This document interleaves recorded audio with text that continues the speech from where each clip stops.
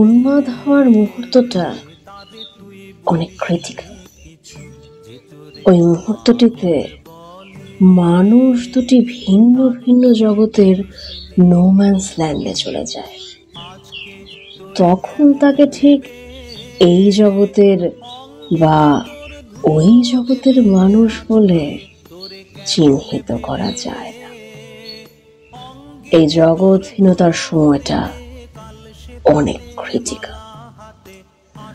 আপনি যদি কখনো এমন নোম্যান্স ল্যান্ডে পড়ে যান, তবে উচিত হবে দ্রুত একটি জগৎকে বেছে নেয়া।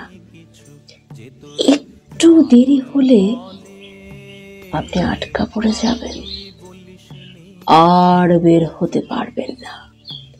আপনি বের হতে পারবেন না নিঃসঙ্গ আর অভিশপ্ত পৃথিবী থেকে।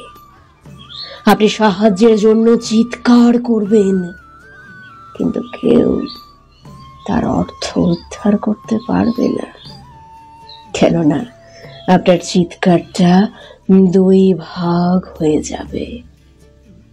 যার অর্ধেক পৌঁছবে এই জগতে, বাকি অর্ধেক ওই জগতে।